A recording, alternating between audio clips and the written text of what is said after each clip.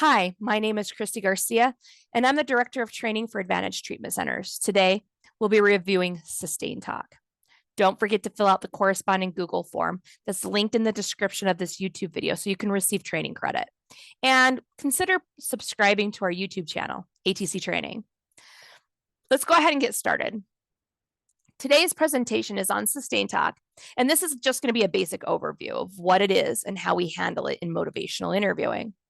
Our training agenda will cover what is Sustain Talk exactly. How do we recognize Sustain Talk when we get it? When we do get it, what do we do about it?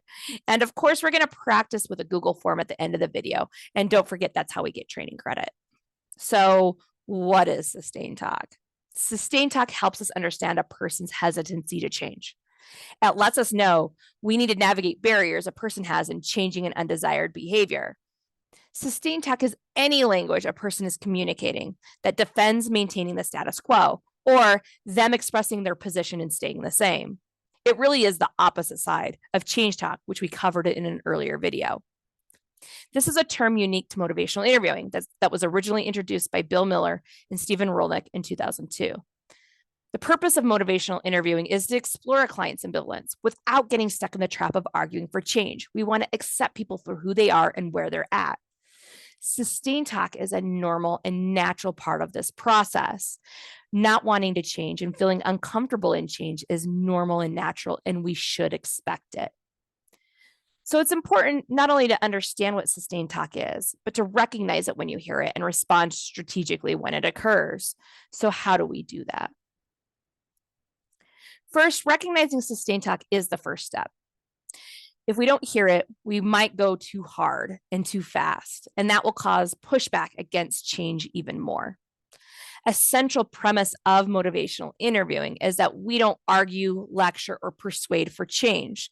The client, in response, will only naturally argue to stay the same. Sustain talk tells us exactly why the client is hesitant to change right now, and we're going to use that information to help them soften it.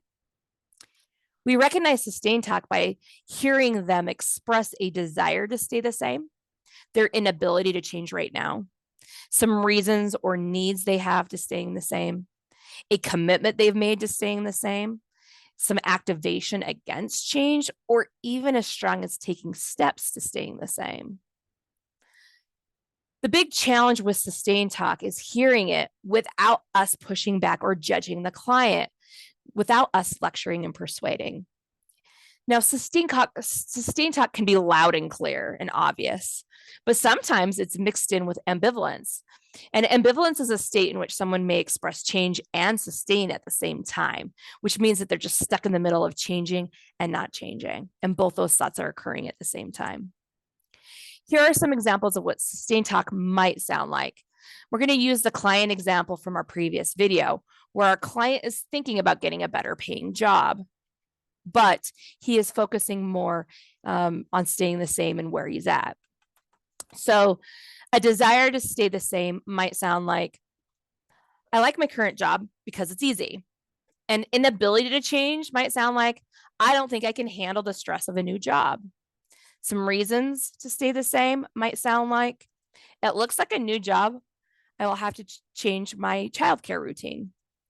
A need to stay the same might sound like, I need to stay at this job because I know my schedule already. A commitment in staying the same might sound like, I'm going to stay at this company for another year at least. Activation against change might sound like, I am not ready to change my routine at all. Taking steps to stay the same might sound like, I told my boss already that I want to renew my contract for another year. When responding to sustain talk, we will use our active listening skills, specifically our ORs.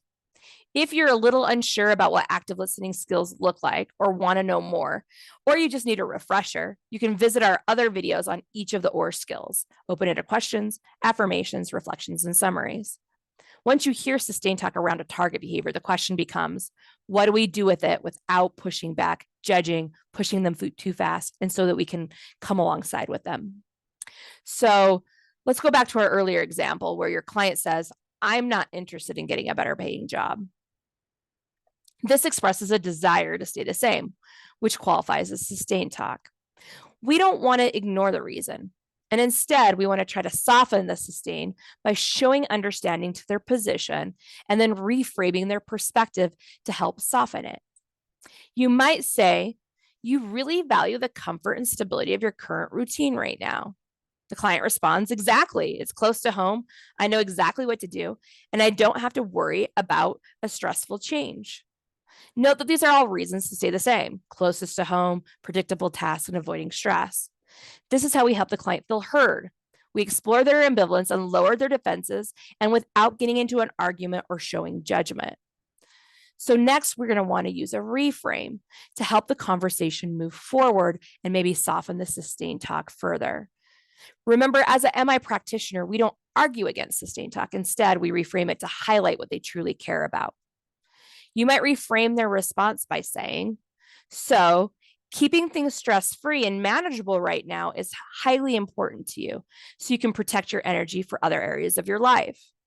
By reframing this and showing a different perspective of their argument, not wanting to look for a job, into protecting their energy and prioritizing stability, you acknowledge their need for safety, and it's not necessarily about whether they get a new job or stay at the current one. The client might respond, yeah, I have so much going on with my family right now. I just can't handle a major career change today, but maybe down the road when things settle. Look at what just happened. By reframing and honoring their sustained talk, the client naturally softened their own sustain and actually ended with a tiny bit of change talk, looking at options down the road. This is the power of staying MI adherent. We don't push against the wall. We walk around it. It's a very small step, but it's a step forward.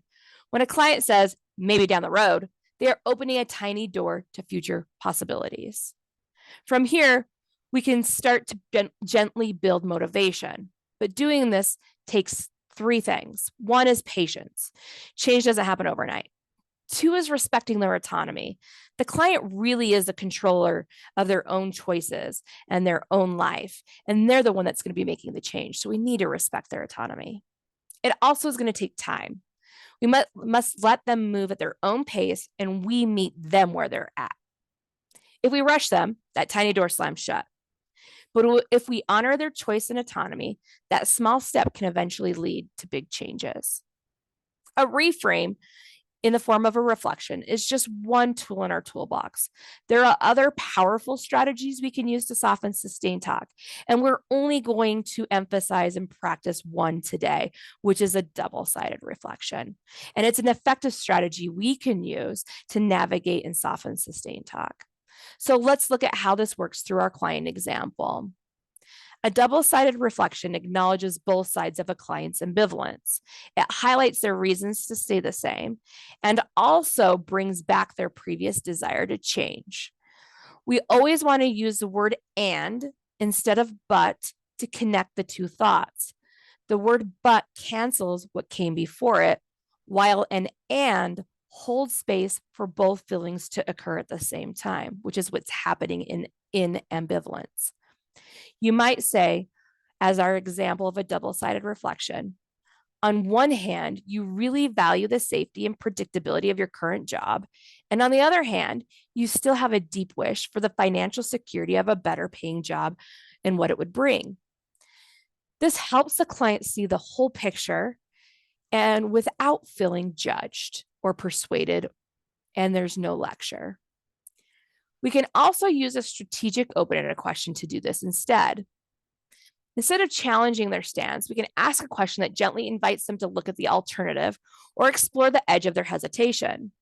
Let's go back to when the client said, I'm not interested in getting a better paying job because it's close to home and I know exactly what to do. To soften the sustain and explore their thinking, you can ask an open-ended question by asking, what do you think it would take for a new job to feel just as safe and comfortable as your current one? Notice what this question does. It doesn't tell them they have to get a better job or judge or persuade or lecture them into getting another job. It respects their need for safety that they brought up earlier, but also asks them to imagine a world where a new job could also feel just as safe. It invites them to problem solve instead of defend. With this practice, we emphasize the use of reflections and questions to strategically work with sustained talk. Don't forget, we still can use other active listening skills when it makes sense to. We might use positive reinforcement, for example, to highlight strengths, abilities, or any positive steps they've taken or progress in their thinking. So we can do that through an affirmation. And it's a very powerful tool when we're getting sustained talk. Also, we could summarize this conversation to both highlight the change we're hearing, show that we're listening and understanding, and also help focus and narrow in on the conversation and go deeper. All skills of OARS can be used strategically to navigate an MI conversation, whether we get sustained talk or change talk or ambivalence. And that's what happened in the case of our client example. So remember, we cannot force change. We cannot force change, but we can create an environment for it to grow. By softening the sustain, you aren't just shifting a conversation. What we're doing is unlocking the potential for long-term behavior change. And that's it. That's Sustained Talk 101. Now let's practice. Click the link in the description of this video so you can access the Google form, and make sure to sign in using your ATC Google email account.